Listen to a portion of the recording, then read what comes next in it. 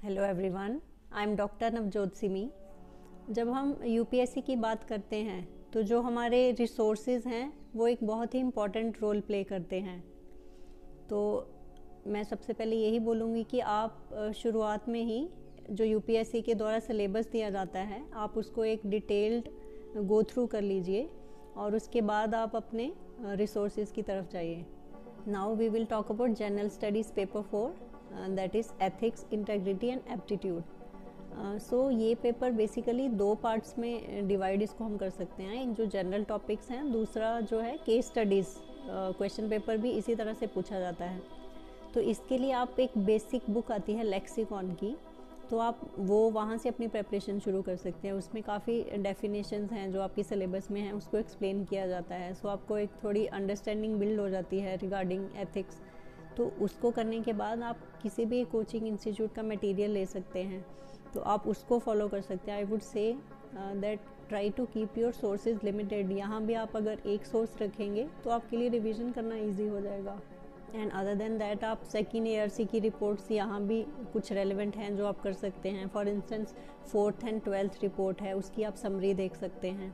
और इसके अलावा आपके करंट अफेयर्स जो हैं, न्यूज़पेपर आर्टिकल्स हैं, तो वो आप रेगुलरली फॉलो करते रहें। और स्पेसिफ़िकली केस स्टडीज़ के लिए आप या तो कोई टेस्ट सीरीज़ आप लगा सकते हैं या डिफरेंट कोचिंग इंस्टीट्यूट भी ये प्रोवाइड करते हैं केस स्टडीज़, तो आप वहाँ से उसको प्रैक्टिस कर सकते हैं, उसको एनालाइज कर सकते हैं। तो ये सारी चीज़ें करने थे, एथिक्स प्रिपेयर हो जाएगा अच्छे से। इसके साथ साथ आपको एडिशनल मटेरियल या फिर एड ऑन्स जो आप कर सकते हैं अपनी प्रिपरेशन को इन्हांस करने के लिए, जैसे संसद टीवी पे डिस्कशंस और डिबेट्स आती हैं रेगुलरली, आप उसको फॉलो कर सकते हैं। जैसे मैं भी अपनी प्रिपरेशन के time Rajya Sabha TV the big picture आता था, उसको फॉलो करती थी रेगुलरली। और इसके साथ साथ आप जो डिफरेंट न्यूज़पेपर्स हैं, जैसे हम एक पेपर तो रेगुलरली फॉलो करते हैं, इसके अलावा अगर कोई इम्पॉर्टेंट आर्टिकल है किसी और न्यूज़पेपर में तो आप उसको वो आर्टिकल स्पेसिफिक बस एक पढ़ सकते हैं।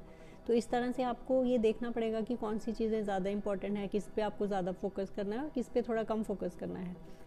और डिफरेंट रिपोर्ट्स आती हैं गवर्नमेंट ऑफ इंडिया की from time to time, different websites हैं, आप सबको फॉलो करते रहिए, मतलब बीच बीच में गो थ्रू करते रहिए।